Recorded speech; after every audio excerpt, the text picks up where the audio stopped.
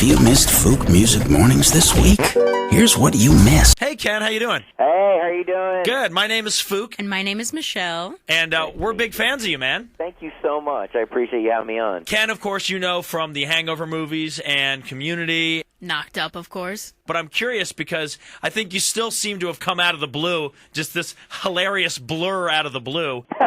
Were you like a classically trained Shakespearean actor? No, I was a doctor. Physician. Pretty much describes how I got knocked up playing a doctor. I wanted to be an actor since college, but I was pre-med at Duke, and I got into med school at Carolina. At that point, I was like, 20, 21 years old, getting into, having a sure thing. There's no opportunity for me to act in North Carolina, especially as a boyish-looking Asian. So it wasn't so I didn't ever think that was a realistic goal. But I did start doing stand-up comedy to kind of scratch that itch I had to perform, and just kind of kept it up as a hobby. It was like my golf. Yeah, and so then, you're a physician and you did stand-up. Which do you find more annoying, people asking you to tell them a joke, or people showing you their junk and saying, hey, is this supposed to look like that?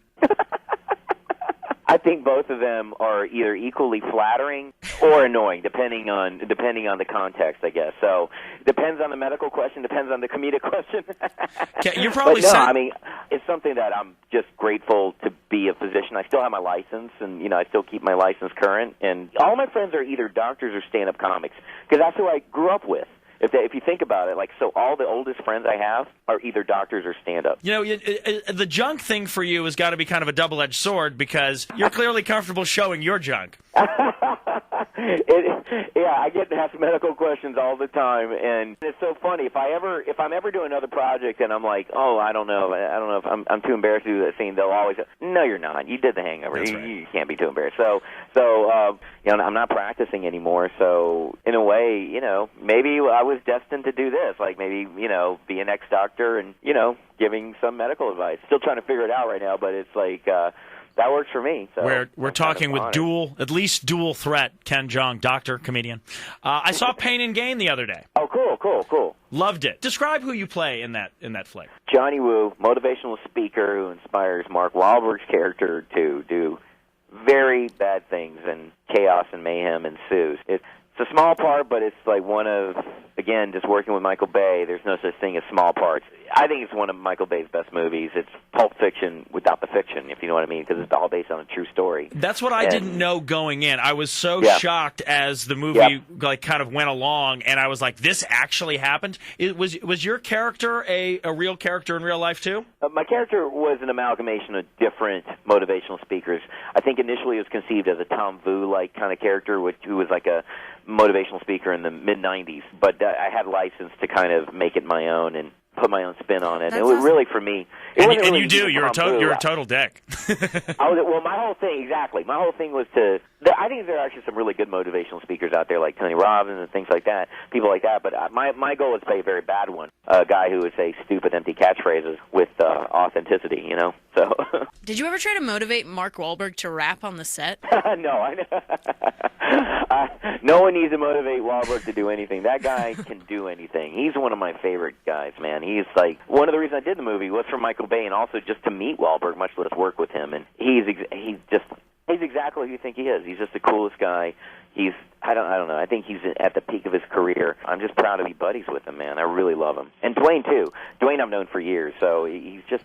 Again, you can't ask for better leads than those guys. They're just grounded guys at the peaks of their careers. Hangover 3 out in 3 weeks, and this is definitely going to be the last one. Are you sad it's ending? Yeah, I'm sad that it's ending, but at the same time, I'm so grateful that I can't even believe we did 2 movies, much less a third one. So for me, this is a movie that changed my life and gave me a career, and those guys are my family. I mean, it's. I'm so excited for people to see Hangover 3. It's some more chow. It's back to Vegas, and fans will not be disappointed. I'm so excited. It's probably the best thing I've ever done. You do a lot of physical comedy. Do you have a special exercise routine you do to prevent yourself from getting injuries? Yeah, well, I was going to say, I've never seen in the Hangover movies all of you guys get so beat up. Yeah. That would be one reason why I think that you guys wouldn't be super sad it was ending. I think thank you for noticing that, because I think people don't give the credit for like Zach, Ed, and Bradley for being physically gifted comedic actors. The whole handcuff scene in the first Hangover was just so great. When they tried to untwist each other from the handcuffs, and then they tied each other up. It's so smooth and fluid. It's right up there with Marx Brothers stuff. You know, it's just really some great stuff. And yeah, in the third one, me personally, I'm doing a lot of stunts, and I worked with Jack Gill, who's a stunt coordinator for Tom Cruise's Mission Impossible movies, and wow, hardcore. It was some of the most physically demanding, greatest, best stuff I've ever done in my career. Like physically, in that it was all due to Jack and Todd Phillips. Yeah, it was great. I've never had nightmares about a naked Asian man jumping out of a trunk and grabbing my back until. I think you put that fear in a lot of people. Thank you very much. I appreciate that. Michelle has a question. This is one you may or may not be able to answer about Community, which we think is a great show. Yes. Thanks, man. Thank you for even seeing the show. I appreciate that, man. It's so weird and fantastic. Is Chevy Chase a dick? Chevy Chase, I love Chevy Chase.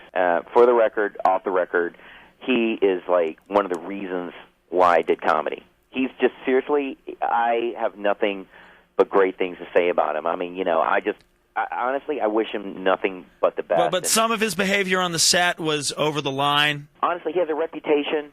Sometimes things happen, and it's all, to me, everything that's been reported, in my opinion, been out of context. You know, does that make sense? It's just like, who doesn't have a bad day at work? You know, who doesn't have... But you know what I mean?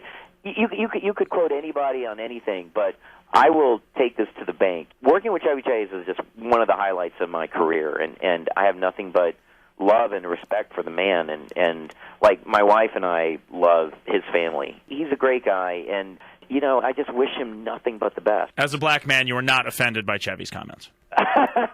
Well, there's a lot of stuff going on that wasn't reported that was taken out of context, and I think that was, to me, I think what people have read is not exactly what all that happened that was going on. You know, that, to me, I love Chevy, and I think every single person in our cast has a tremendous respect for him. Well, so, Ken, we're so happy that we were able to talk to you because you're just one of the funniest guys out there today. Pain and Gain is out right now.